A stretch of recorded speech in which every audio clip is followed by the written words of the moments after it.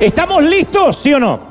Bueno, aquí en casa yo te he contado en infinidad de ocasiones, bueno, especialmente los que siguen los mensajes, que cuando tenía unos 20 y tantos años, yo moría porque me invitaran a predicar en congresos importantes, en conferencias. Era un muchachito de 20 y tantos. Digo 20 y tantos, menos de la mitad de 25, 23, 24 años, y moría por aparecer en esos flyers o en esos afiches donde había otros predicadores conocidos, populares. En ese tiempo yo codiciaba los elogios de la gente. Venía con una estima muy dañada de haber sido invisible casi toda mi niñez, gran parte de mi adolescencia, y de pronto fue como que Dios me hizo jugar en las grandes ligas y me empezaban a invitar y empezaba a recorrer algunas naciones y yo me sentía en una burbuja. Yo sentía que era la oportunidad de demostrar que yo tenía valía.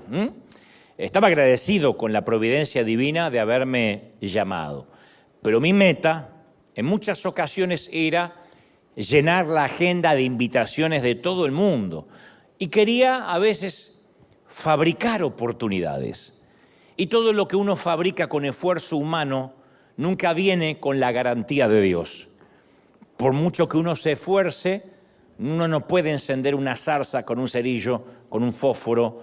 Es imposible, porque tarde o temprano es una zarza que arde con fuerza humana. Cuando uno, insisto, quiere fabricar esas oportunidades, se frustra. Obviamente Dios quería que yo permaneciera mucho tiempo, que llegara a la longevidad, a la permanencia. Dios no tiene estrellas rutilantes salidas de un reality que duran 2, 3 meses con un éxito y después desaparecen. A Dios le gusta procesar a la gente para que se mantenga, para que se sostenga. Así que Dios comenzó a trabajar en mí, obviamente, para crucificar mis motivaciones. Y las crucificó de la única manera en que puede realizarse una crucifixión. Una crucifixión del ego y una crucifixión del orgullo siempre causa mucho dolor. Este es uno de los procesos por el cual Dios me hizo atravesar. Después hay otros aristas de mi carácter que Él tuvo que trabajar y que todavía sigue trabajando. Pero particularmente el ego, el orgullo, Dios empezó a procesarlo. Y cuando uno es argentino tiene que procesar doble el Señor. Es como hacerle intentar comer no picoso a un mexicano. Entonces Dios tiene que hacer una tarea doble que cualquier otro ciudadano que no está acostumbrado a comer picante. Bueno, y es más, en alguna ocasión tuve que pasar mucha vergüenza. Mi orgullo fue mutilado, cercenado. A mí me hizo acordar aquel proceso, a aquella historia del joven predicador que subió a dar su conferencia con su ego inflado, pechito de paloma, pero sus nervios le hicieron una mala jugada y durante el mensaje se equivocó muchísimo y bajó muy humillado. Y dicen que ahí estaba el príncipe de los predicadores, Spurgeon, y le dijo: muchacho, si hubieses subido como bajaste, habrías bajado como subiste. Si hubieses subido como bajaste, habrías bajado como subiste. Porque cuando uno sube orgulloso y Dios te humilla, es un espanto. Es siempre preferible subir en humildad y que Dios te honre, que Dios haga que reconozcan que hay una unción especial en ti. La cosa es que cuando Dios empezó a filtrar mis motivaciones, dejé con los años de estar buscando oportunidades. Y entonces fue cuando esas oportunidades comenzaron a buscarme a mí. Recuerdo un gran consejo de Carlos Anacondia, tremendo evangelista argentino, que me dijo: nunca te ofrezcas.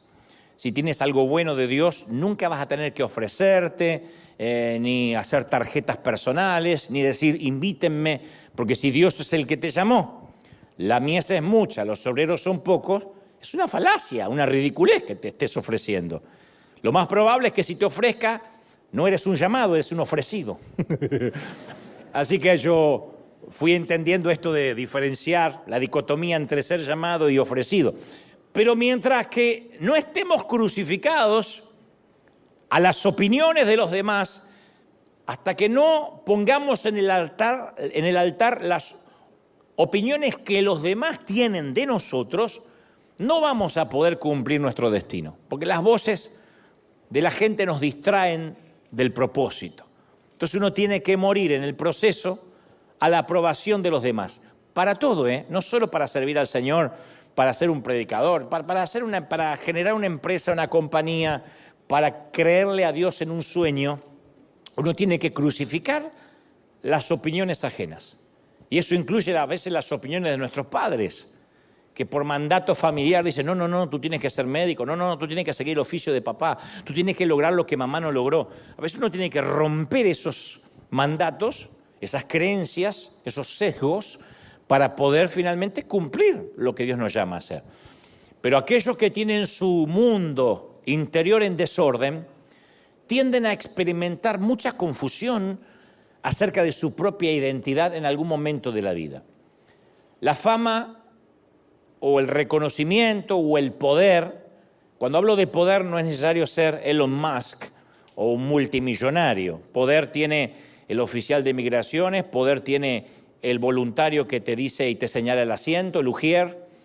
Un poquito de poder tiene quien te sirve el café, poder tiene aquel que tiene una preeminencia sobre nosotros en algún momento de la vida. Y ese poder es a veces como la droga para los narcotraficantes. Alguien me dijo, si hay que continuar en este negocio, no podemos comprar lo que vendemos. Si uno compra lo que vende, no puede continuar en el negocio. Los narcotraficantes, mal valga el ejemplo, saben que si ellos consumen la mercancía, terminan siendo unos drogadictos que no sirven para el negocio. Así que lo más probable es que aquellos que trafican no consuman. Y eso, aunque parezca un ejemplo o un mal ejemplo, salvando las distancias, a veces nosotros consumimos lo que vendemos y nos creemos lo que le hacemos creer a los demás. Hay gente que no puede separar el papel que realiza de la persona que es en realidad. No logran hacer la dicotomía. Yo hablo con algunos artistas que me dicen, si uno no le cae la moneda de que uno trabaja de artista, no es artista, de pronto vamos a sentir un shock cuando la vida nos golpee, cuando la vida real nos golpee, porque de firmar un gran cheque a sacar la basura hay un paso. La vida real está ahí a la vuelta de la esquina. Y cuando alguien se cree el tapón del océano o la última Coca-Cola del desierto, de repente viene el proceso de Dios y nos enseña, como decíamos el domingo pasado, hey, es la vida real, estúpido. No lo digo a ustedes, sino que el que entendió el mensaje, ¿no? A mí me ha tocado entrevistar a gente famosa que se creyeron su personaje y son realmente patéticos. Porque está aquel que dice, bueno, a ver, ahí se enciende la luz, la cámara tiene una lucecita que se llama Tali. Bueno, a ver, se enciende el Tali y vamos a la entrevista. Pero hay otros que viven en personaje. Hola, ¿qué tal? ¿Cómo te ves? Qué lindo. Viven en personaje. Yo digo, irán hacia el baño, yo no lo entiendo. Bueno, hay cristianos que también viven en personaje. Padre Celestial, Dios eterno, Dios de las luces. Yo digo, así va a comprar la carne, deme 1 kilo de nalga.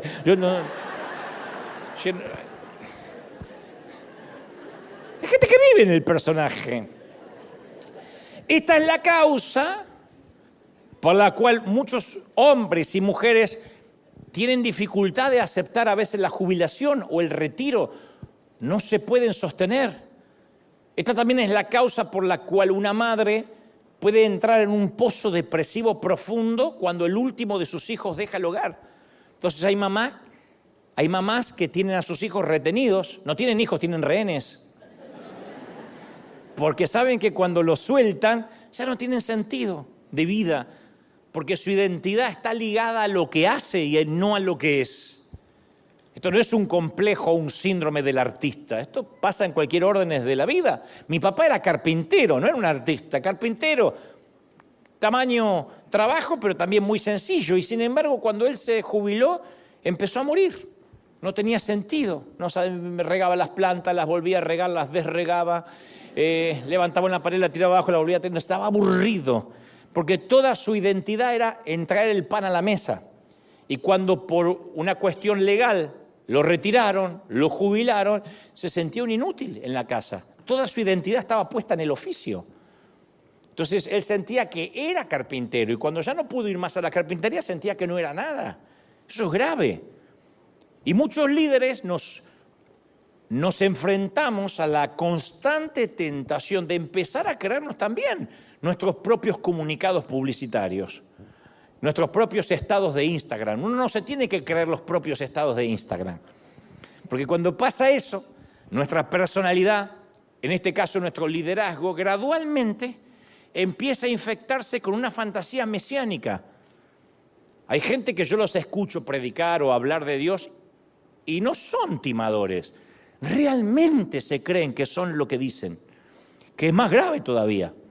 Porque yo respetaría a aquel que dice, bueno, trabajo de esto y engaño a la gente. Pero hay algunos que, me agarró la chiripiorca, acabo de bajar de una nube, se lo creen. Yo digo, pobre la mujer que vive con estos tipos, ¿no? Pobre la suegra que tamaño yerno le tocó. Los hijos, papi, sí, dime hijo, aleluya. Debe ser una cosa, convivir con alguien así, no es un esposo, es una luciérnaga. Entonces, cuando olvidamos quiénes somos y no ordenamos nuestro mundo interior, distorsionamos nuestra verdadera identidad.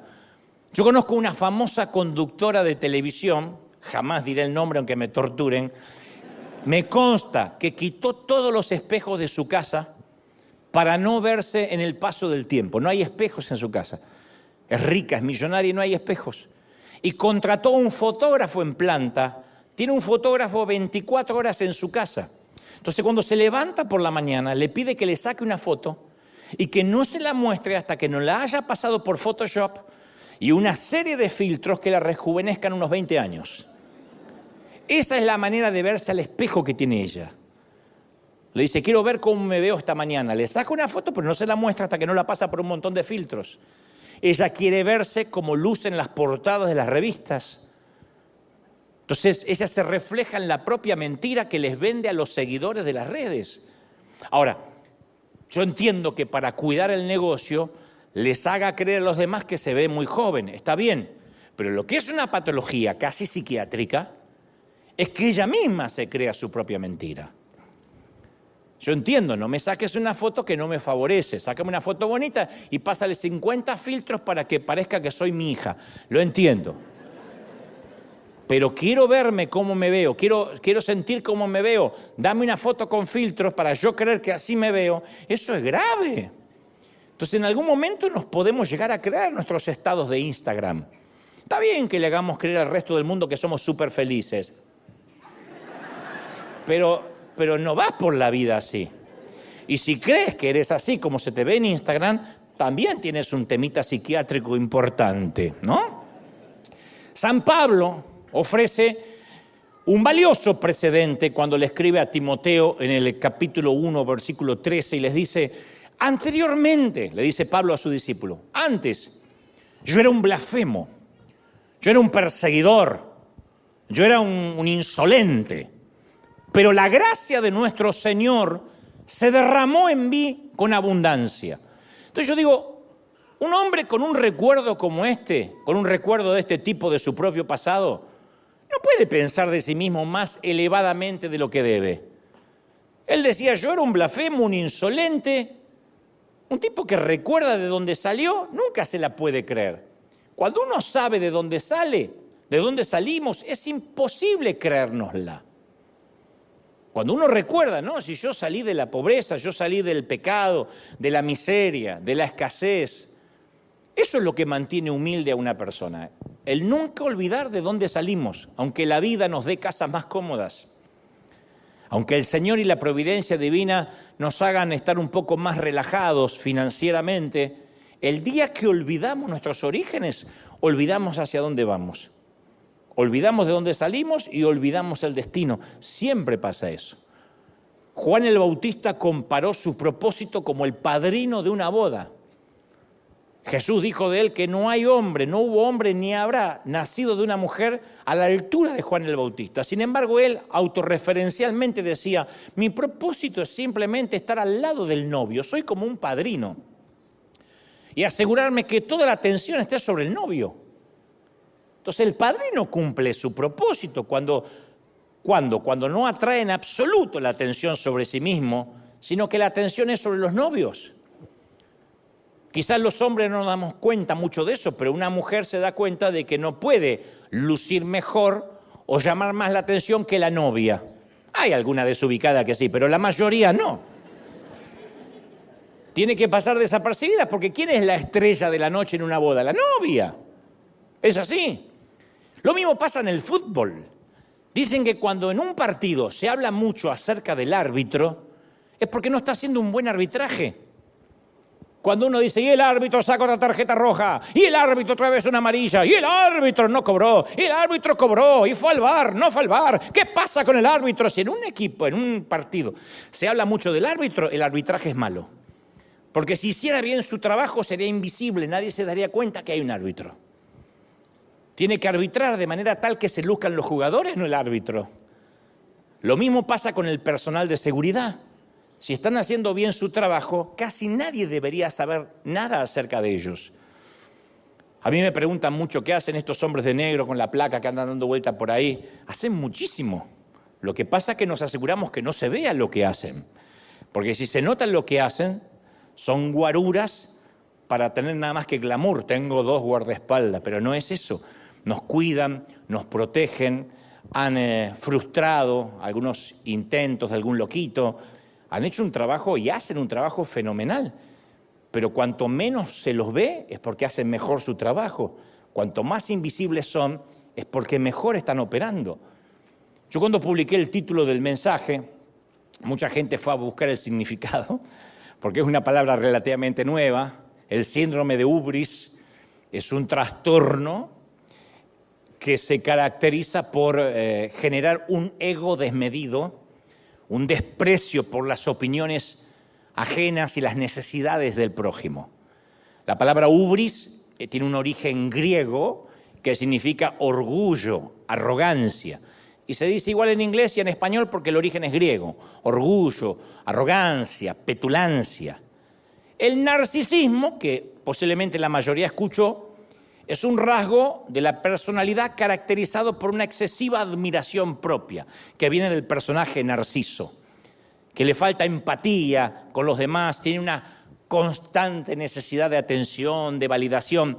Pero por otra parte, el síndrome de hubris es más específico y se refiere a un tipo de arrogancia casi patológica, es una enfermedad. El narcisismo es un tema más emocional. El síndrome de hubris es patológico.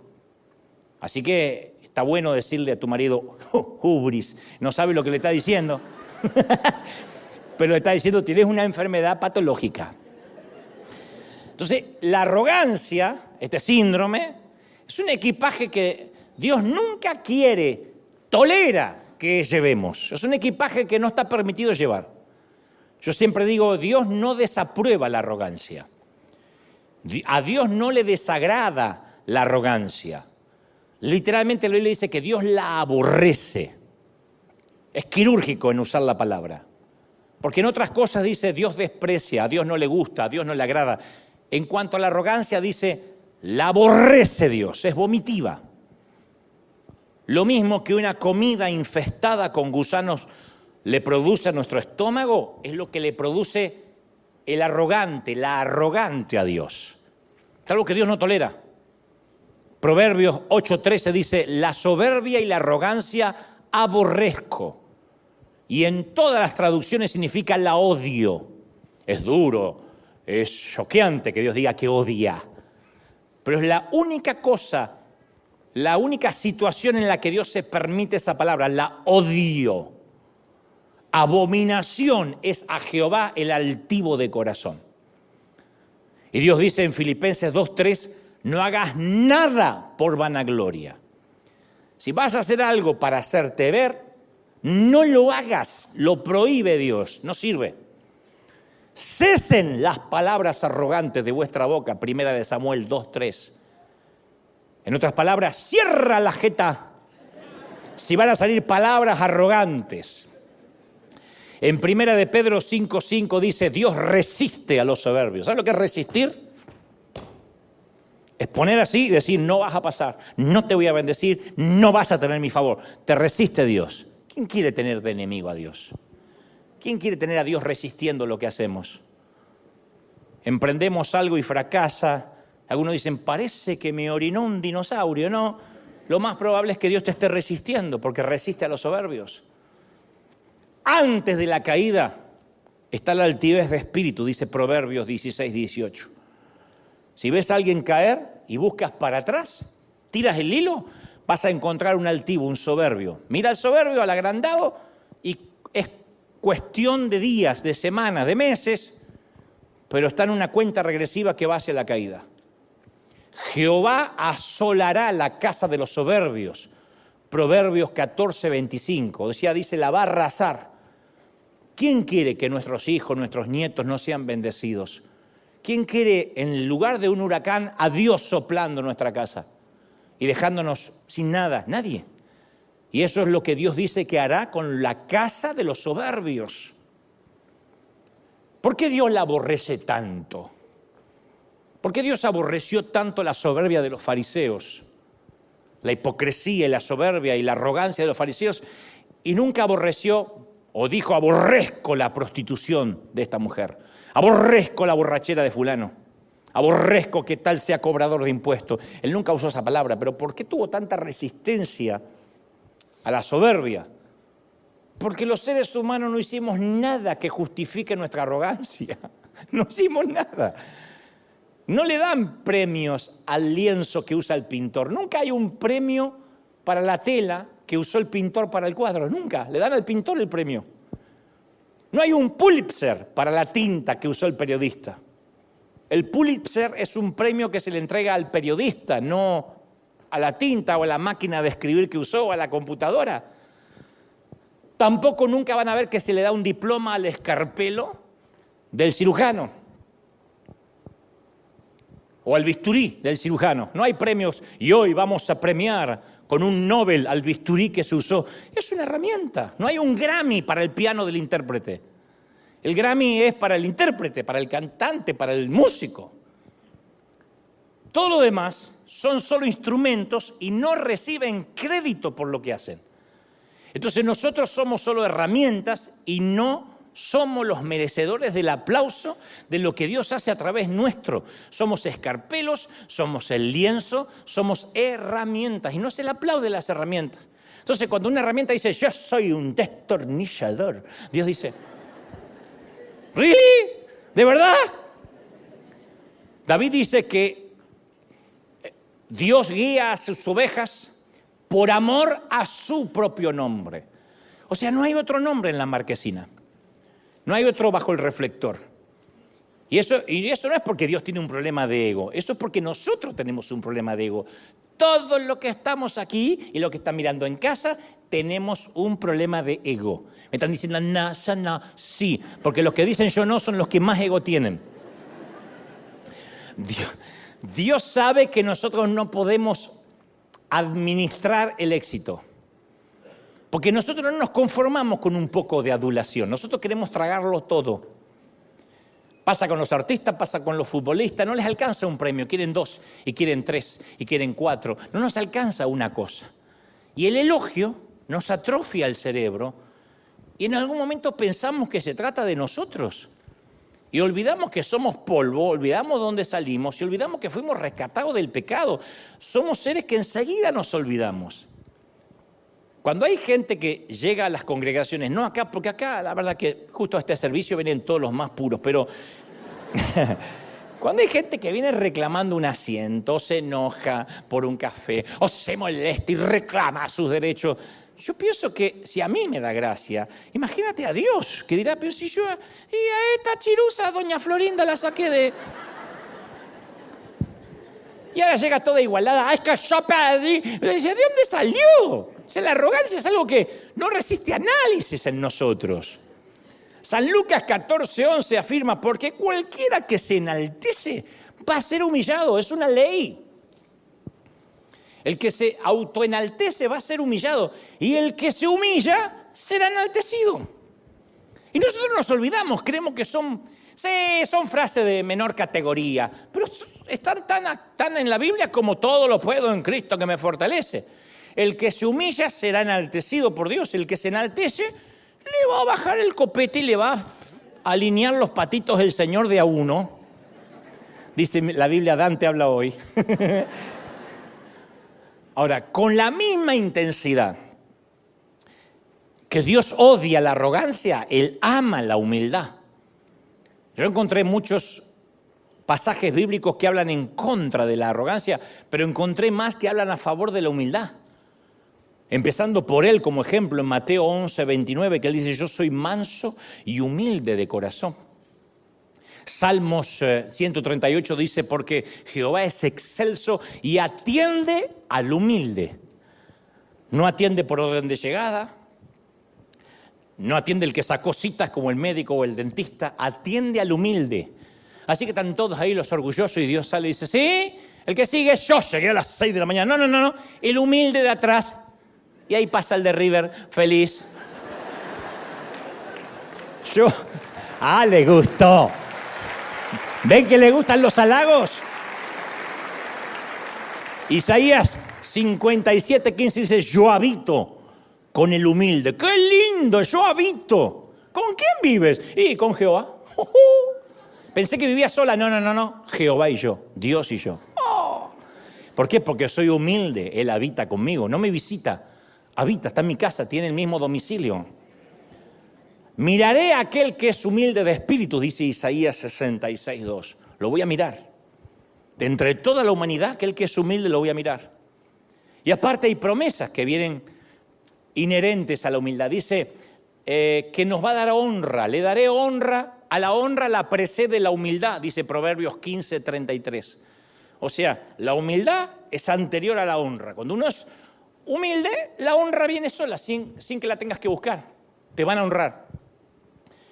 Te da sabiduría, dice, con los humildes está la sabiduría. Proverbios 11:2, con los humildes.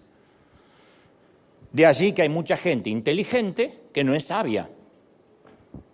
Hay gente que tiene diplomas en la pared y es necio para las relaciones, necio para la vida, y capaz que estudió en Harvard, pero su inteligencia es horizontal, lo que pudo aprender. La sabiduría siempre es vertical, viene de arriba. Por eso algunos de nosotros hemos tenido abuelitos o abuelitas que ni siquiera estudiaron la escuela primaria, pero muy sabios en la vida. Porque Él dice que al humilde le va a dar sabiduría, no inteligencia, sabiduría. Y la sabiduría nos ayuda a tomar decisiones, a no equivocarnos, a saber discernir el corazón de la gente. No nos estafan fácilmente porque uno es sabio. Y eso viene con la humildad. Dice Dios que nos va a dar dirección a los humildes. Enseñaré a los mansos su carrera. Salmos 25:9. Les voy a enseñar por dónde tienen que ir. Viste que hay gente que dice, yo no sé qué hacer con mi vida, no le encuentro sentido, no sé si ir para allá o para allá. El secreto es que no hay humildad. Le dará gracia, Dios da gracia a los humildes, Santiago 4:6. O sea, uno peca, se equivoca y Dios te da un favor y una nueva oportunidad, y una nueva oportunidad, y una nueva oportunidad. ¿Por qué? Porque hay humildad. Y hay hasta una promesa esteticista de belleza. Escuchen las damas que están un poquito más preocupadas. Los varones ya estamos jugados, decimos, bueno, nos tocó la cara que supimos conseguir. Pero dice Salmos 194:4. No es Séfora 194:4, Salmos. Hermoseará a los humildes con la salvación. O sea, les va a dar la salvación y los va a hermosear. Por eso es una promesa esteticista, ¿no? Que nuestro rostro se va a ver más hermoso que lo que se debería ver si hay humildad. Y es verdad. Piensen en alguien que les consta que es humilde, que es sencillo, y van a ver que es un hombre o una mujer linda. Claro, que cuando uno habla de belleza, la belleza es relativa, ¿no? Lo que a uno le parece muy bello, a otro le parece espantoso. Gloria a Dios por eso, que no somos todos copias al carbón. Lo cierto es que Dios dice que nos va a dar belleza, una belleza interior que subyuga cuando hay humildad. Y yo hice memoria y dije, sí, yo me acuerdo de conocer hombres, mujeres de Dios, petulantes, que por más que se vistan bien, que parece que se llenan de perfume, se ven espantosos. Son feos. No hay nada que oscurezca más, que te afee más, que nos afee más que el orgullo. Ver una persona petulante es feo. Ahora, cuando uno ve una persona humilde, sencilla, uno empieza a amarlo inmediatamente. Primero porque hay empatía. Segundo porque eso subyuga, atrae. Hay una seguridad detrás de la humildad. Todo lo contrario a lo que se cree. Que nos dicen, sé un campeón, que no vean tus debilidades, que no te muestres vulnerable. En la vulnerabilidad hay una belleza extraordinaria. Cuando alguien dice, bueno, yo soy así. Eso atrae, subyuga.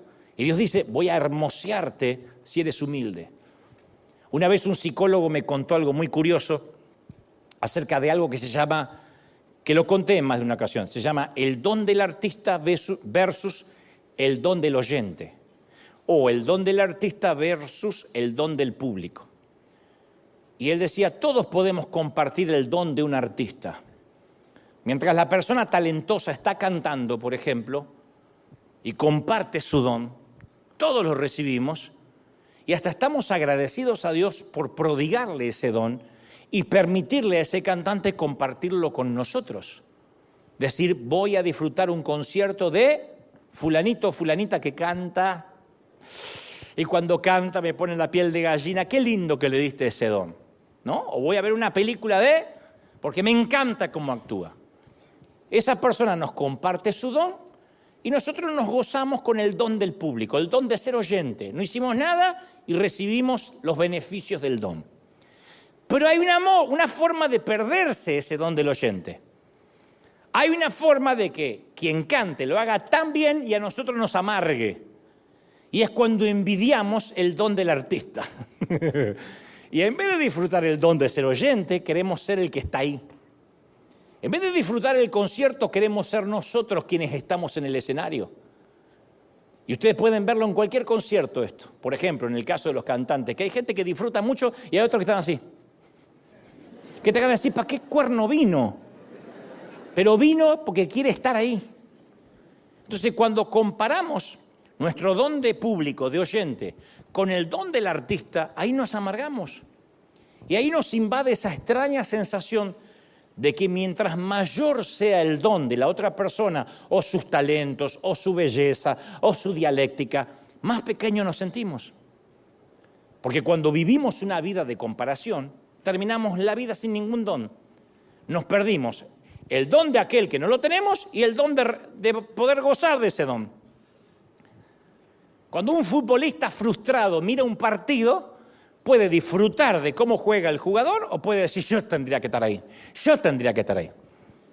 Los argentinos, de 50 millones de argentinos, 48 debieron ser jugadores de fútbol. No, yo iba a jugar en primera, después me lesioné, si no yo estaría jugando con Messi. Todos, la mayoría debió haber estado jugando con Messi. Por eso dicen, ¿cómo vete para allá? ¿Cómo que no la ves? ¡Ciega! Y está opinando con una panza cervecera así. En vez de disfrutar el don que tiene se pone a decir, yo tendría que estar en la cancha. Yo conté muchas veces de gente que trabajaba a mi lado hace muchos años, que yo veía que empezaban a perder el gozo del servicio. Servir produce gozo. Y de pronto vi a alguien que especialmente se empezó a poner muy malhumorado, hace muchos años. Y le pregunté, me acuerdo que estábamos dentro de un automóvil, y le dije, te noto que estás cambiado, no eras así. Porque maltrataba a la gente y estaba siempre con el ceño fruncido. Entonces me dice, ¿te puedo abrir mi corazón? Y yo le dije como Juan Carlos Ortiz, ¿acaso hay alguna otra manera? Claro, no, esto quiere decir que todo el resto de la vida me hablaba con el corazón cerrado. ¿Te puedo abrir mi corazón? Es como cuando alguien te dice, ¿te puedo ser sincero? ¡Oh! Te está mintiendo el resto del tiempo, entonces. ¿Cómo te puedo ser sincero? Y el resto del tiempo que me está mintiendo, ¿no? Me dice, te voy a abrir mi corazón. No sabes lo duro que es para mí que nosotros trabajemos y sirvamos y tú seas el que apareces en las fotos, me dice. Y le digo, ¿de verdad? ¿De verdad se trata de salir en la foto? Le digo, esa es tu motivación, porque no te va a servir ni acá ni a donde vayas. Entonces, la tragedia de mucha gente es que prefiere ser la estrella de un equipo perdedor a ser un jugador mediocampista de un equipo ganador. Hay gente que quiere ser la estrella de un equipo perdedor, no importa que todos perdamos, pero yo soy la estrella. Mi mamá decía, en el país de los ciegos el tuerto es rey. Entonces el tuerto, que siempre se sintió menos, se va al país de los ciegos y dice, ¡qué genial que eres! No cualquiera tiene un ojo. Es así.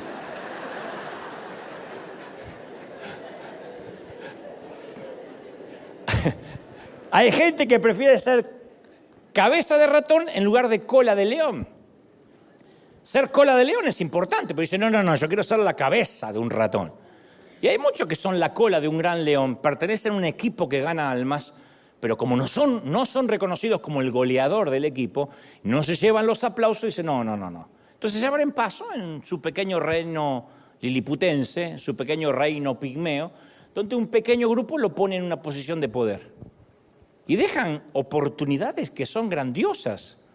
Insisto con el fútbol, esto lo saben los jugadores de fútbol. Hay jugadores que son goleadores en un equipo chiquitito, en Argentina, en México, en Deportivo Villa Zaraza de Tijuana. Y esos partidos que terminan 24-32.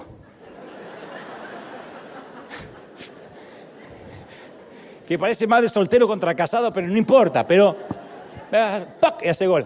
¡Pac! Y siempre tiene 2-3 que hace... Y va un tipo de estos que buscan talento y dice, este sirve, con un poco de entrenamiento sirve. Porque ven el oro en bruto que hay él, o el bruto al que hay que sacar el oro. Y se lo llevan a las grandes ligas. Y después les toca estar en Barça, en Real Madrid, en el Chelsea, sentado en el banco. Y se frustran, pero estás en el Chelsea. Sí, pues me puso de suplente, pero de suplente del Real Madrid. No, yo prefiero ser el goleador de Villa Zaraza, Zarlanga, de Tijuana. Bueno. Entonces, Dios nos da dones visibles, pero también nos regala el don del oyente, que es de recibir y celebrar los dones de aquellos que nos rodean. Si no, no vamos a poder recibir de nadie. Yo he conocido predicadores que dicen, yo no puedo escuchar a nadie más porque no puedo recibir de otro. Y yo digo, qué pena que perdieron la capacidad de celebrar los dones de otros y son sabios en su propia opinión. Pero si vamos por la vida anhelando el don que le pertenece a otros, vamos a terminar la vida sin ningún don, ni el del otro ni el nuestro. Entonces el síndrome de hubris tiene que ver con sentirnos por encima de alguien más. Es la enfermedad del poder, la distinción de clases. Insisto, ese poder no es necesario que seamos un dictador de un país. Uno puede tener poder y ejercer el mal ejercicio del poder, aún teniendo un grupito chiquito de empleados, un grupo de personas que sirven al Señor. La distinción de clases es lo que lastima. La distinción de clases está muy marcada, por ejemplo, en un avión. Las aerolíneas trabajan mucho para imponer esa distinción. Están los pasajeros de primera clase que embarcan primero. No sé para qué, todos van a llegar igual. O sea, los de primera clase no llegan antes a Miami que los de atrás, pero embarcan primero. Se les permite entrar por una fila separada sobre una gloriosa alfombra roja o azul que el resto de los mortales ni siquiera se atreve a pisar. Se sientan más adelante, los de primera clase comen en vajilla de porcelana, los de turista te dan unos cubiertos de plástico espantoso, unos tenedores así para que con el tenedor no puedas matar a nadie. Les sirven vino gratis a los de adelante, atrás hay que pagar. Si viajas en una gran aerolínea, hasta puede que adelante te den vino argentino. Fíjate el nivel.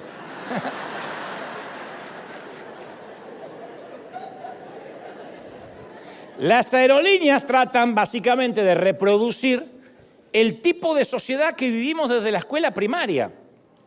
Una pequeña élite de unos pocos privilegiados que el resto envidiamos desde afuera. Y tienen las aerolíneas diferentes clubes de miembros, Premier ejecutivos, o Premieres Golden, Premieres Platinum, Premieres de paja, que no valen nada, a duras Premier. hasta que descienden a no tener ningún estatus. Hay gente que deja de volar y desciende. Y sin importar la categoría en la que uno se encuentra, siempre hay alguien por encima. Por la cantidad de viajes yo llegué a tener esas tarjetas negras de Platinum Executive, Rey de España. Pero yo iba y decía, no, pase señor. Alguien pasaba. Se ve que si yo con todo lo que vuelo tengo esto, dice que viaja en cohete. ¿Qué es lo que Pero siempre hay uno más arriba. En las aerolíneas el objetivo es acumular suficientes puntos, millas, para subir al próximo estatus. De verdad, no te miento, yo he conocido gente, me debe estar mirando en Buenos Aires, que sacaba vuelos a cualquier parte. Daba vueltas sin sentido para no perder el millaje y el estatus que le daban las millas acumuladas. Una vez vino a California y dio la vuelta por India, África, Burkina Faso para llegar acá. Le digo, ¿por qué? Y así acumulo millas. O sea, yo si viajo quiero llegar lo más rápido posible, me quiero traspasar como Felipe. Y da vuelta al mundo para acumular millas. ¿Para qué? Para volar gratis. Hey.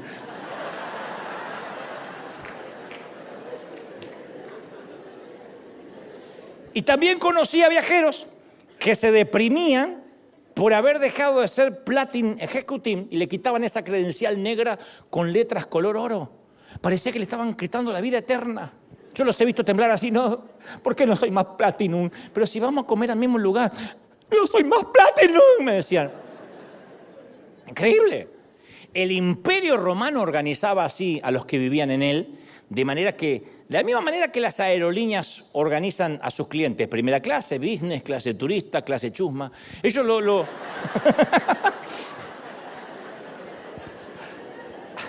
La sociedad romana,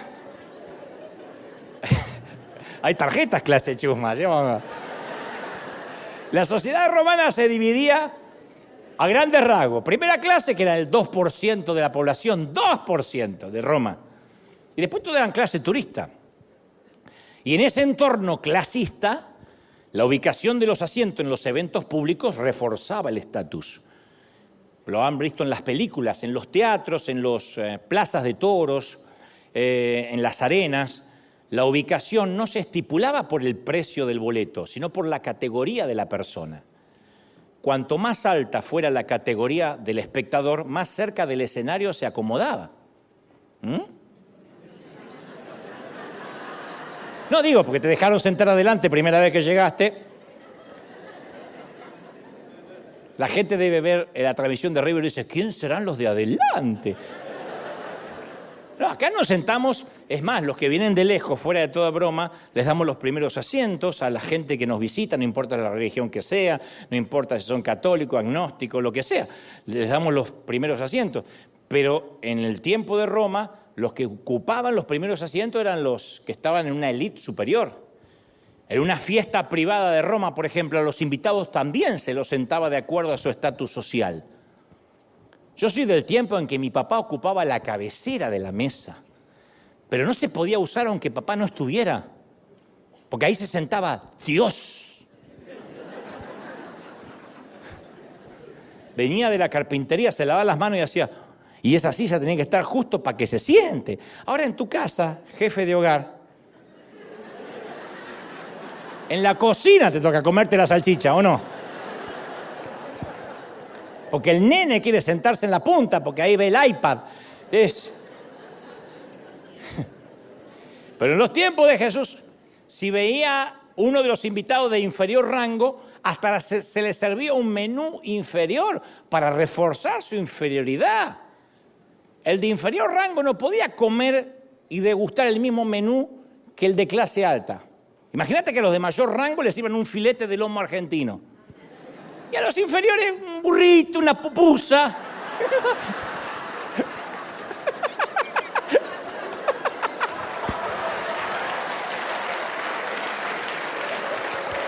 Se la veían venir, ¿eh? Se la veían venir. El día que prediquen pongan el ejemplo que quieran. Y llega Jesús a ese mundo clasista, Jesús, y empieza a otorgarles el mismo valor tanto a los esclavos como a los ricos. ignorantes e intelectuales cenando a la misma mesa. Eso es lo que hizo, entre otras cosas, que mandaran a Jesús a la cruz. Jesús le dijo a sus amigos en Mateo 20:25, como ustedes saben, los gobernadores de las naciones oprimen a sus súbditos y los altos oficiales abusan de la autoridad. Hasta ahí ningún romano se ofendió por esta observación, así era. Los de arriba abusamos de los de abajo, ¿qué duda hay? Pero lo que agregó Jesús después sí los ofendió. Dijo, pero entre ustedes no va a ser así. Al contrario, el que entre ustedes quiera hacerse grande va a terminar siendo el que sirve. Y el que quiera ser primero va a ser esclavo de los demás. Así como el Hijo del Hombre no vino a que le sirvan, sino para servir y dar su vida por rescate a muchos. ¡Wow! Eso fue una bomba atómica. Está diciéndolo en una sociedad donde primera clase no se habla con la chusma de atrás, donde acá comen cosas diferentes que los otros de la otra mesa. Y Jesús dice, el que se quiera sentar en la mesa principal va a servir a este.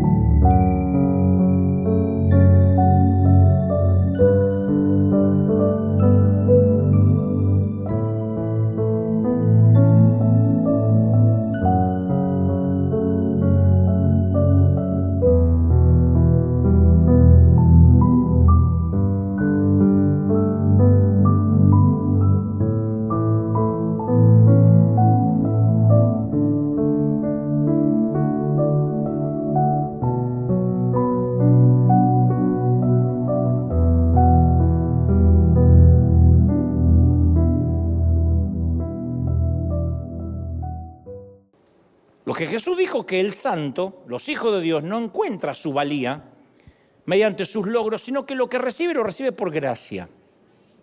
Un santo no mira mal el servir, abraza el servir, le encanta servir. Y Jesús en su última noche estaba tan interesado en que sus seguidores abrazaran la humildad que hizo una demostración práctica que todos conocemos en San Juan 13:3. Sabía que el Padre, dice Jesús, sabía que el Padre había puesto todas las cosas bajo su dominio. Imagínate que tú sabes que tienes todo el poder para que te obedezca quien sea. Eres, no sé, el presidente de los Estados Unidos de América, el Papa en el Vaticano, no sé. Tienes un poder. Bueno, Jesús supo que el Padre le había puesto por dominio de todos. Y sabía que había salido de Dios y que a Él volvía. De allí que dijo, yo sé de dónde vengo y sé a dónde voy. Como Él sabía de dónde venía y a dónde iba, se levantó de la mesa, se quitó el manto, se ató una toalla a la cintura, echó agua en una palangana y comenzó a lavarle los pies a los discípulos y a secárselos con una toalla que llevaba en la cintura. Lo que estaba haciendo Jesús es transmitir una nueva visión, una nueva cosmovisión de grandeza a través de la vestimenta. Quitarse la túnica externa, ceñirse una toalla era lo que hacía un esclavo. Y Jesús se puso el uniforme de esclavo, apareció con el traje de mucama, el traje de mucamo. Ni siquiera de mayordomo, de mucamo. Hasta su oficio siguió una trayectoria diferente a la receta romana, porque no era algo nuevo para esto, para Jesús, no era que Jesús se dignó a trabajar. Él trabajó la mayor parte de su vida realizando el trabajo humilde de un carpintero, tenía las manos callosas, no era un vago.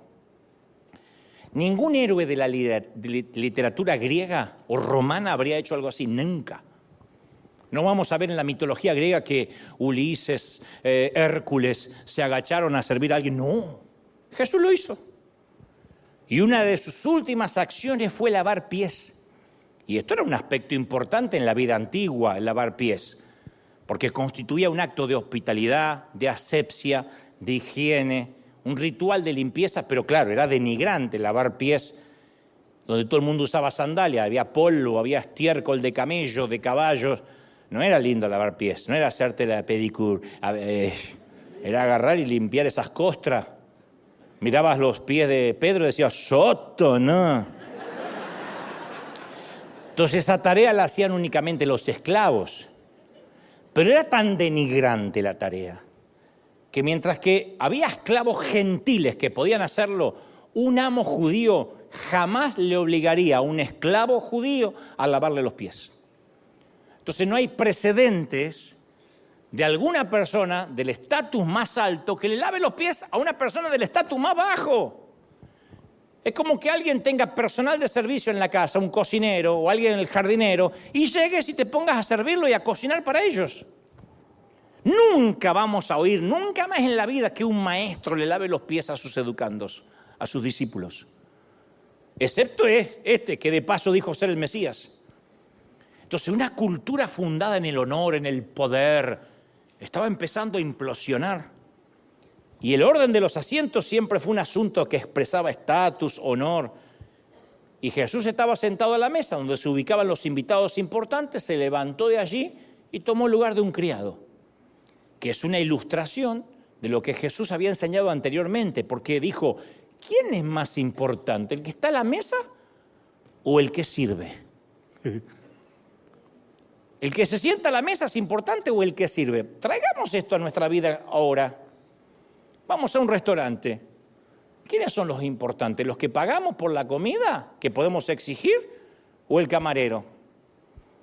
Uno diría ahí, bueno, yo pago, yo voy a comer, el camarero está trabajando. Jesús dijo, no, el más importante es él. Y así como nos choquea a nosotros, le choqueó a todos. Dijo, ¿quién es más importante? Y todos dijeron, bueno, a ver. Los grandes se sirven, se sientan, los humildes sirven. Dijo uno muy fresa, ¿qué duda cabe, Jesús? No manches. Los grandes no sentamos. What? Y los otros no sirven. Y todavía hay ecos de esa mentalidad. En un cumpleaños, en una boda, aún en las iglesias, el invitado especial tiene un título de honor. El invitado de honor no solo se sienta, tiene un asiento especial, la cabecera de la mesa, ¿o no? Nunca vamos a asistir a un banquete, a un cumpleaños en el que el invitado de honor recoja los platos sucios. Y Jesús dice, ¿quién es el mayor? Ustedes creen que es el que está sentado a la mesa, sin embargo, yo estoy entre ustedes como uno que sirve. Es decir, yo estoy entre ustedes como el que recoge los platos sucios. ¿Dónde está la grandeza ante los ojos de Dios? Él tenía un sentimiento muy especial por aquellos a los que los otros marginaban, especialmente a los que decían, estos son de clase turista. Uno de los aspectos más impresionantes de Jesús es la manera que lo impresionaban aquellos que no eran impresionantes. Jesús dio vuelta a esa búsqueda de títulos que impresionaban. Dijo una vez, ustedes me llaman maestro, me llaman señor. Y dicen bien, porque lo soy. O sea, él no tenía una falsa humildad, no era una falsa modestia. Lo soy maestro y señor. Pues si yo, el señor y el maestro, he lavado los pies, ustedes también tienen que lavarse los pies los unos a los otros. ¡Oh! Y se puso peor todavía. Porque está bien, me dejo lavar los pies por el Señor, pero lavarle los pies a esta. El Señor dijo, sí. Él no negó ser maestro y Señor, pero dejó claro que los títulos son solo oportunidades para servir. Entonces se puso el atuendo de un esclavo, tomó la posición de un esclavo, hizo el trabajo de un esclavo, sufrió la muerte de un esclavo, que ahí iban los que iban a ser crucificados. Y lo notable es que no le quedó otra, escogió eso. Dice la palabra, se humilló a sí mismo. En el Imperio Romano una persona podía ser humillada por perder su dinero, por el estatus, porque perdió el título, una batalla, pero nadie deliberadamente se humillaba a sí mismo. ¿Quién se humilla a sí mismo? Nosotros, ¿quién de nosotros pasamos una humillación pública deliberada? Bueno, me voy a humillar. Hoy me voy sin faja a la iglesia. Nadie.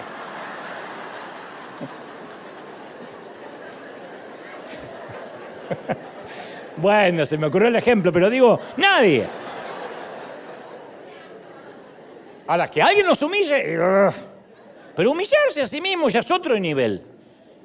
Y en algún momento, después de ese día, se formó una comunidad extraña. Roma no sabía cómo catalogarla, qué hacer con esa comunidad. Porque en una manera difícil de comprender, cambió algo que se consideraba como admirable para mantener el orden. En Cristo, según enseñaban los cristianos, todos eran iguales. No había distinciones de rango, de credo, todo era irrelevante. En las reuniones de la iglesia, cuando se juntaban, los hombres educados tenían que sentarse como iguales con esclavos, con artesanos insignificantes. Los esclavos iban a una reunión donde había seguidores de Jesús y tal vez había un aristócrata que se tenía que poner una toalla en la cintura y lavarle los pies a los esclavos. Ese era el movimiento que Jesús empezó. La sociedad estaba ordenada como ahora, verticalmente, pero desde el fondo de esa sociedad, una gran fuerza niveladora estaba empezando a trastornar las cosas. Otro ejemplo rápido, en Filipos. Filipos era una colonia romana que Pablo había sido azotado y encarcelado. Una vez que Pablo es puesto en libertad, protestó, dice, yo soy ciudadano romano. Y los funcionarios se querían morir, le pidieron disculpas. Era como querer extraditar a un ciudadano americano de acá, tomándolo por ilegal. Habían violado la ley romana y habían azotado a un ciudadano romano. Dijo, por favor, no nos demandes. Y a mí me hace surgir una pregunta. ¿Por qué Pablo dijo que era ciudadano romano después que lo azotaron? ¿Por qué no lo dijo antes? ¿Algunos de ustedes hubiesen esperado después? ¿Quién se guarda la tarjeta de no puedo ir a la cárcel después que estuvo en la cárcel? Tienes papeles en Estados Unidos, o la green card o eres ciudadano, y viene Migraciones y te quiere deportar. Te dejas deportar para decir, ¡hey! Ahora que estoy otra vez acá, en México, yo tengo credenciales. Después voy a decir, ¿pero qué tonto? ¿Por qué no dijiste antes? Pablo era consciente de que hubiera podido usar su estatus para evitar el sufrimiento, pero también estaba consciente que ahora la iglesia era una familia y que había miembros que no tenían esa opción. Así que vio en su situación difícil una oportunidad dolorosa. Hizo algo irracional Pablo, se humilló a sí mismo. Y después que le pegaron y lo azotaron, dijo, yo soy ciudadano romano. Se negó a considerar la ciudadanía romana como algo para usar en beneficio propio. Eso es humillarse a sí mismo. Tener poder para liquidar a alguien y no hacerlo. Es como yo digo, siempre explico el pecado. Querer y no poder es legalismo. Poder pecar y no querer es gracia, haber entendido la gracia de Dios. Puedo, pero no quiero. Puedo, pero no quiero. Que no es lo mismo que quiero, pero no puedo. Entonces, a veces la fuerza gravitacional del ego siempre es implacable. Y los que estamos en la iglesia ya no nos preocupamos por el estatus como los romanos, pero a veces lo disfrazamos con una delgada capa de vocabulario espiritual. Y desarrollamos nuestro propio culto a nuestras celebridades, ¿o no? Entonces decimos, bueno, pero el fulano es pastor, es apóstol, es obispo. La esposa es la avispa. Los de la sana doctrina, los líderes, los profetas, el bishop, porque a veces apóstol o obispo no alcanza, obispo suena en serio, suena animalito, entonces bishop, vamos a recibir al bishop. Y para disimular que el líder está sobre el resto, nosotros decimos, no, es que nosotros no es que lo ponemos sobre esto, es que lo honramos al siervo de Dios. Entonces, por ahí, yo he conocido gente que alguien le sostiene el saco, otro le hace las uñas, alguien más lo peina, otro lo viste, otro le lustra los zapatos, otro le seca los mocos y estornuda. Porque lo que pasa es que aunque vayamos todos en clase turista, al menos queremos ser los que van al lado de la puerta de emergencia que podemos tirar más los pies. Está bien, no viajamos en primera clase, pero vamos a hacer nuestro propio sistema de clases aquí atrás, ¿no? Y tal vez, aunque viajemos en turista, si logro sentarme junto al pasillo, puedo ir más seguido al baño, Tal vez a la hora del almuerzo tenga más opciones, o quizá me den una manta extra. La cosa es que por miedo a ser influenciados negativamente usamos la religión para sentirnos distintos también. Pero no como una forma de acercarse a los demás, sino como una forma de justificar la segregación. La religión se convirtió en una vara de medir que utilizamos a veces para identificar quién viaja adelante y quién viaja atrás. Bueno, aquel es pastor, el otro es una oveja. Bueno, aquel tiene la sana doctrina, este es un liberal. Nosotros también estamos separando por clases todo el tiempo. Y son barreras de polarización, segregación, división. Esa es una de las peores pandemias. Ese es hubris, la enfermedad del poder. El decir yo soy diferente, soy más santo, yo oro más. A veces nos olvidamos que no fue solo un hombre el que fue a la cruz. A la cruz también de alguna forma fue una cultura de poder que estaba muriendo con él, aunque nadie se diera cuenta. En esa cultura el poder significaba estatus, la vergüenza significaba indignidad, la crucifixión era la peor vergüenza. Y Jesús fue crucificado. Para sus seguidores eso quería decir dos cosas. O no era tan grande como habían pensado, o tenían que redefinir su noción de grandeza. Y creo que en la pandemia, esta que acaba de pasar, 2019-2020, los líderes cristianos llegamos al umbral de esa decisión otra vez. Tuvimos que redefinir nuestra noción de qué es ser usado por Dios, qué es servir a Dios. Porque resulta que si la grandeza era un congreso de empoderamiento, una noche de milagros, nos dimos cuenta en la pandemia que viajábamos todos en la misma clase turista, ¿o no? Pastores se murieron de COVID. Todos los pastores pedían prudencia desde la cocina de la casa. En un momento, el empoderado se pareció al que se iba a empoderar. El pastor y la oveja, todo el mundo con tapabocas. En un momento nos dimos cuenta que la regla era pareja para todos. No había un bishop que decía, mocos, atáquenme. No había. Entonces la definición de servir a Dios volvió a ser cruciforme, moldeada otra vez por la cruz, cruciforme. El protocolo por el cual se asignaban los asientos espirituales empezó a cambiar. El apóstol Pablo dijo, ya no hay judío, ni griego, ni esclavo, ni libre, ni hombre, ni mujer, sino que todos nosotros estamos siendo uno en Cristo Jesús. Todos. ¿Sí o no? Todos. Ahí está. Gálatas 3:28 fue la primera declaración de igualitarismo de la literatura humana. Todos somos iguales. Todos. Todos nos vamos a morir. Nadie se tome la vida tan en serio porque nadie salió vivo de ella. ¿Saben cuál es la tasa de mortalidad en el ser humano? 100%. Se mueren todos. No hay una tasa de mortalidad de 99%. Todos nos morimos. Si Cristo no viene antes, todos nos vamos para el hoyo. ¿Y el alma? Para donde la tengamos en Cristo. Pero lo cierto es que todos somos iguales. Por eso quiero hablarles en los últimos minutos a los que son de clase turista como yo. ¿Alguna vez empezaste un trabajo o un ministerio y dices, pero ¿qué hago yo? ¿Cómo es que yo estoy haciendo esto? Tiene que ser un error. Yo no estoy calificado. Esa ruptura de la fe comienza cuando nuestra confesión interna es opuesta a nuestra posición exterior. Es la guerra entre quien somos en realidad y quienes creemos, pensamos y decimos que somos. ¿Qué es lo que le da forma a sentirnos como clase turista? Yo te voy a dar una idea. La mayoría miramos a nuestro pasado, como me pasa a mí, y ahí por nuestro pasado determinamos para qué estamos calificados y para qué no. Cada una de nuestras miradas hacia atrás y a nuestro alrededor es como un tanteador mental para evaluar para qué estamos calificados. Te lo voy a poner así. Si tu calificación en caligrafía no fue buena cuando estabas en la secundaria, probablemente pienses que estás descalificado para escribir un libro. Esto está en el inconsciente. Hay gente que dice, ¿qué voy a escribir un libro yo?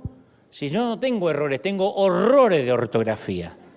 Yo escribo vaca con B larga, ¿qué voy a andar escribiendo un libro? Entonces te juzga por lo que eras. Si tu calificación en el matrimonio fue mala porque terminó en divorcio, es probable que diga, yo no estoy calificado para hacer feliz a nadie, porque lo que yo toco lo arruino. Y encima cuando me cabe en duda de quién soy, mi ex me manda un texto. Si no eres el primero en la lista de un ascenso, no solicitas el puesto para la vacante. Dices, no, ¿qué voy a pedir yo si yo no tengo nada? Yo no califico. Entonces, cuando oíste muchas veces que no estás calificado, puedes que comiences a pensar que estás descalificado para casi todo y que no estás calificado para nada. Y ese sentimiento se introduce en la vida cristiana y en tu vocabulario hasta que no tienes más deseo de presentarte en ningún sitio porque ya no quieres oír que no eres el escogido. Pero Dios va en pos de los descalificados, de los que no califican para el resto, y escoge mirar el interior y esas cosas que Él solo puede ver. Dios rompe las reglas para encontrar a quienes no califican socialmente, pero sí califican espiritualmente. Dios dice, yo no veo lo que la gente ve, yo veo el interior. Para muchos serás clase turista, para mí siempre vas a ser clase ejecutiva y te voy a usar, te voy a bendecir, yo veo. ¿Sí? Y a diferencia de esa rígida vara de medir del hombre que plaga nuestra sociedad, Dios ofrece lo mismo a los justos que a los pecadores, a los creyentes y a los incrédulos, a los aventajados y a los desfavorecidos. ¿Estamos de acuerdo, sí o no? Quizás estás calificado moralmente, pero no profesionalmente. O tal vez superas a tus compañeros intelectualmente, pero no estás pulido socialmente. O quizás tu portafolio está lleno creativamente, pero vacío académicamente. Dice, yo tengo muchas ideas, pero no tengo la universidad. O capaz que estás bien considerado ministerialmente, pero no eres astuto para generar recursos financieros que te sostengan. Entonces, sean cuales sean tus fortalezas o debilidades, siempre estamos girando en la balanza o desde lo calificado a lo descalificado. Cada sociedad tiene a su gentuza de clase turista, a su chusma de clase turista, por motivos de raza, de posición social, de idioma, de decoración, de forma de vestir, de educación, de doctrina, de lo que sea, por cómo huele. Hace poco veía un candidato presidencial decir, los hispanos traen enfermedades. Si no lo vieron, véanlo porque es interesante. Entonces, yo digo, ¿cómo puede ser que los hispanos todos seamos todos iguales? Los argentinos no somos todos iguales, los mexicanos no son todos iguales, los salvadoreños no son todos iguales, ¿sí o no? Sí, dice, ¿son todos iguales? No, no son todos iguales. A mí me molesta que dice, ustedes los argentinos, yo no represento a los argentinos, no soy todos los argentinos. Ustedes los mexicanos, ¿cómo ustedes los mexicanos? Cada uno es una persona diferente, pero siempre somos calificados por la etnia, por la raza. Y todos en cierta temporada nos sentimos ese tipo de gentuza, esa chusma. Extranjeros indignos que viajamos atrás. Y a través de la historia, la gente religiosa ha sentido atracción por la estrategia del clasismo, la separación. Evita a los pecadores, déjalos sentados atrás de las cortinas. ¿Viste la cortina del avión que hace? Viene y te mira la azafata así. Y te cierra.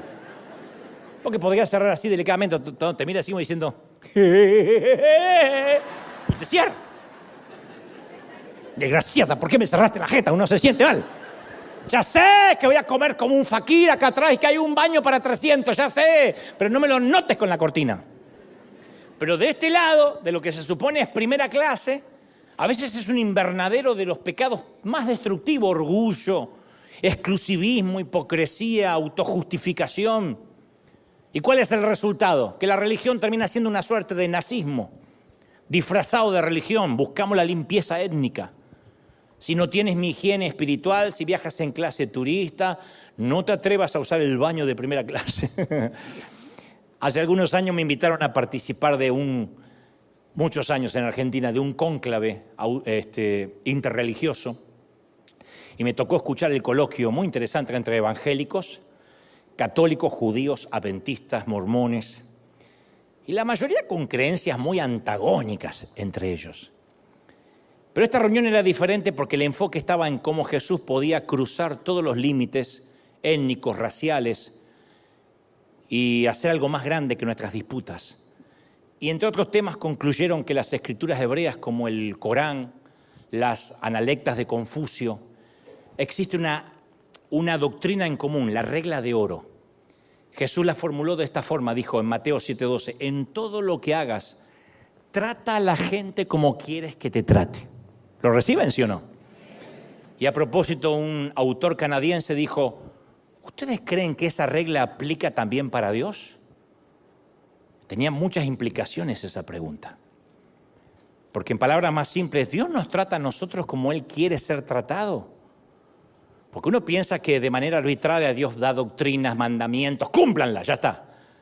Pero solemos perder de vista que los mandamientos reflejan su carácter, que Él nos trata como quiere ser tratado. Y un aspecto esencial de ese trato es que nosotros nos sometamos a Dios. Y primero Él se somete a nosotros. Yo cuando digo que Dios se somete a nosotros, alguno dice, ¿cómo Dios va a estar a la altura de los seres humanos? Porque es una palabra que, ¿cómo que Dios se va a someter? Pero yo creo que Dios nos ama tanto, que Dios es el único que se somete a la cruz, que se somete a ceñirse una toalla, que se somete a lavarnos los pies, que se somete a amarnos. Estoy consciente que suena raro, pero Dios te ama tanto que se somete a servirte, a lavarte los pies.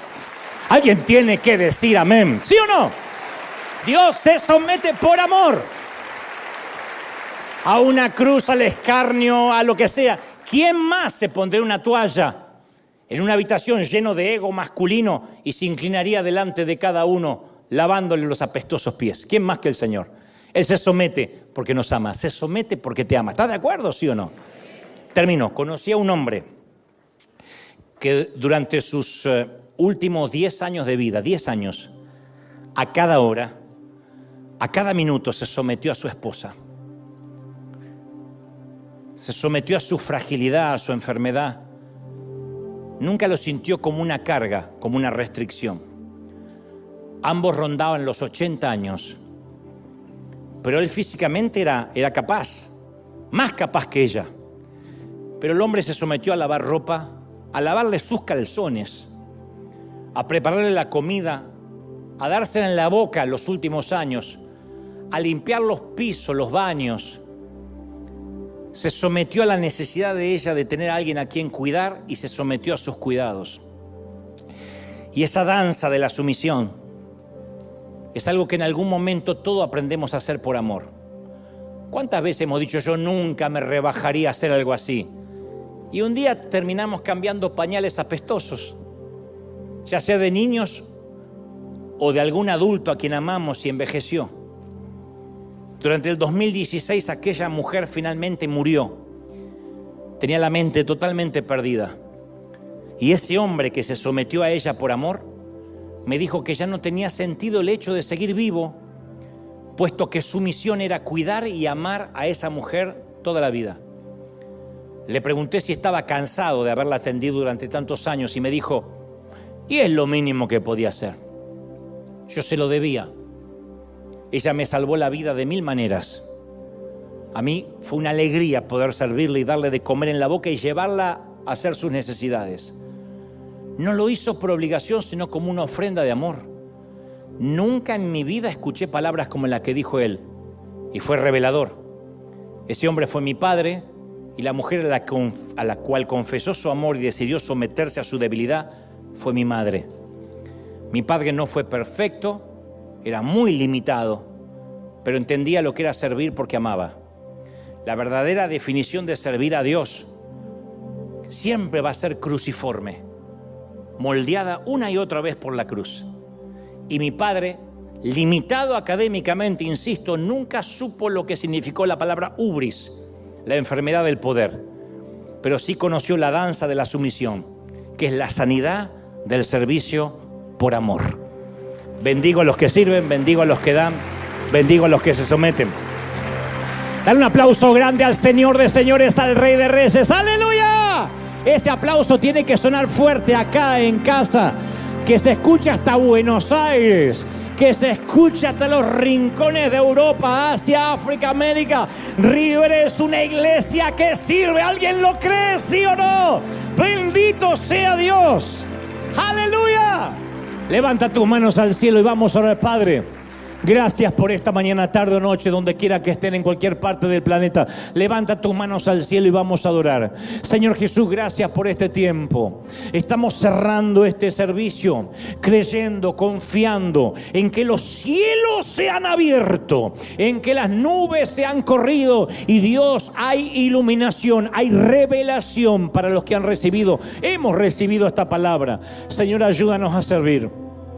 Ayúdanos a quitar toda carga de nosotros, toda carga de poder, toda carga de ego. Uy, cómo tienes que trabajar con tantos de nosotros. Pero no puedes decir, Señor, que no estamos dispuestos a decir, moldéanos, desármanos como el alfarero, vuélvenos a armar, danos una nueva identidad. Levanta tu mano y adora. A los que tengan bautismo del Espíritu, oren conmigo, clamen al Señor, digan, Señor, esta es la mañana, la tarde, la noche en que hay cambio en mi vida. Señor, quita de mí toda soberbia, quita de mí todo ego, ayúdame a servir. Te va a tocar servir a gente difícil. Te va a tocar, hijo, servir a gente que no se lo merece. Muchas veces vas a servir a gente que ni siquiera te lo va a agradecer. ¿Me oíste, mamá? Ni siquiera tus hijos van a agradecer lo que haces y darán por sentado la comida, la ropa, el hogar, las cuentas. Pero me dice el Señor, bienaventurado es el que sirve. He aquí es más grande el que sirve, el que sirve. Yo he venido a servir, dijo el Señor, y no a ser servido. Y los que sirven tienen una garantía en los cielos. Tienen una garantía de prosperidad, de cielos abiertos, de bendición. Padre, derrama tu gloria ahora. Derrama tu unción ahora. Presencia del Espíritu sopla ahora. Niños, jóvenes, ancianos, adultos. Toca ahora, Dios. He transmitido lo que creo me has dicho que diga. Señor, y estoy orando ahora por toda la gente de los 5 continentes. Oceanía. Ahí estoy orando por Europa, Asia, África, América. Rogando, clamando por esos continentes y por la cantidad de gente que escucha en español e en inglés. Y están recibiendo ahora esta palabra. Tócalos, imparte en ellos doble porción del Espíritu. Padre, yo declaro esta congregación y los que miran libres, sanos, prósperos, benditos en el cuerpo, en el alma, en el espíritu, en la mente. Y vamos a servir. Y recibimos esta palabra. Y estamos libres de cualquier enfermedad de poder. Danos, Señor, la sanidad del servicio. Danos una iglesia cruciforme, moldeada por la cruz, para servir, para ser de bendición, para ser un canal de servicio a los que están afuera, a los que están perdidos, a los que no tienen tu palabra, a los que no te han conocido. Señor, te amamos. Levanta una vez más las manos al cielo y dice, Señor, te amamos. Y hacemos el compromiso de servir. Hacemos el compromiso explícito de, Señor, te serviré. Aunque no haya palabra de aliento, aunque no haya aplausos, he de dar mi vida en ofrenda hacia ti. Lo creemos, lo declaramos. En tu nombre decimos amén, amén y amén. Gloria a Jesús. Dale un aplauso al Señor de señores. Nos pasamos de horario hoy. Chau, chau, chau, chau, chau. Dios te bendiga hasta el domingo que viene. Bendecidos para bendecir. Chau.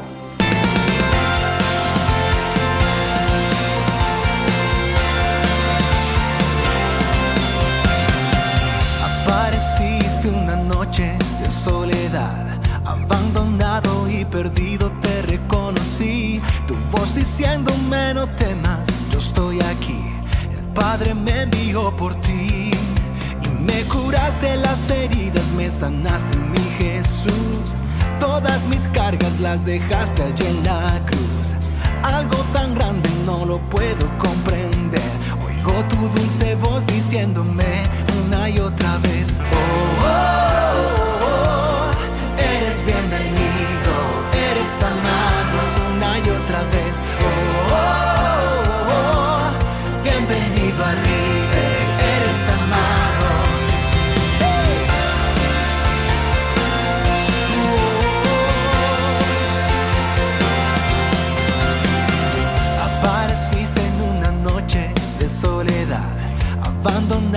y perdido te reconocí. Tu voz diciéndome no temas, yo estoy aquí. El Padre me envió por ti. Y me curaste las heridas, me sanaste, mi Jesús. Todas mis cargas las dejaste allí en la cruz.